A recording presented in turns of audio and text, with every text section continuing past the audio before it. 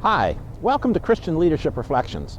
The evangelical church does a lot of good for Canada, but the church does have a bad reputation among the public, which largely came about by the way we've responded to the gay rights debate. I'd like to highlight some mistakes the church made so we don't make them again. We don't want to continue making obvious mistakes, such as we have here behind me. I mean, just look at the light posts. Who ever thought it was a good idea to put the last lamp post in the middle of the sidewalk? Well, the first mistake took place actually from the 1910s through to the 1970s, when evangelicals largely withdrew from society and lived in a bubble that never challenged our beliefs. This cost us our critical thinking skills and the chance to engage with society. Our exit from politics and mainstream society put us out of touch, leaving us with little influence outside of our community. When gay rights became an issue, we had no goodwill outside of our fortress, and we did not understand how to participate well in public debate. The second mistake was how we responded to the emergence of the gay rights movement.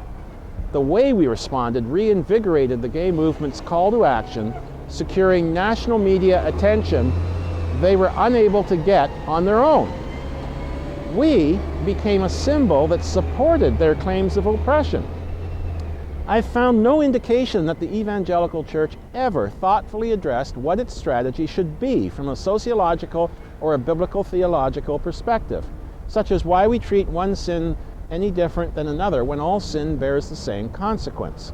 We jumped straight to the tactical level because we suffered from groupthink. We couldn't imagine how our actions would be interpreted from other perspectives and actually help the opposition. Can we do better going forward?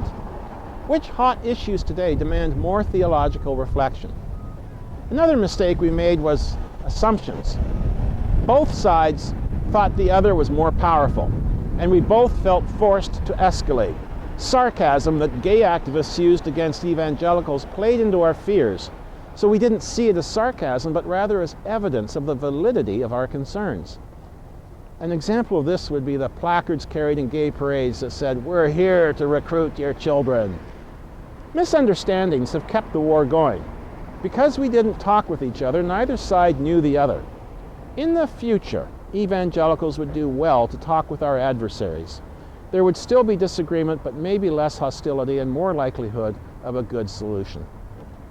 Another mistake the church made was to treat all gay people as a single, united group. This caused the fringe of the loudest, most extreme members to be seen as representative of the whole. We need to understand and distinguish between the radical fringe and the moderate mainstream. Progress can likely be made between moderates who talk with each other.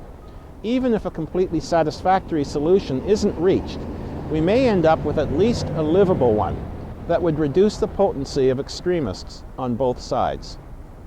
And the fifth mistake was fighting a negative campaign. Negative campaigns may be memorable, but they tend not to sway people's opinions. The negative evangelical campaign worked in favor of the gay movement because it brought attention to issues that gay activists had not yet raised, and they caused people to think about them. Meanwhile, the positive gay rights campaign led people to agree with them on those very issues that we had raised. Going forward, we must argue for rather than against something. And the final mistake was all or nothing thinking. Many of us see anything less than total victory as a sellout. We must think incrementally. Any forward movement is better than a loss. The epic fail that illustrates this mistake so well is the fact that Canada has no abortion law today and has no prospect of ever having one. Why? Because when a compromise abortion bill was introduced in 1988, it was defeated when Christians said they were against the early term abortions that would have been made legal. We should have taken what we could get and waited for a better time to improve on it. My prayer is that as evangelicals engage society on current issues, that we will be strategic and thoughtful, improving our effectiveness by avoiding the mistakes of the past. God bless.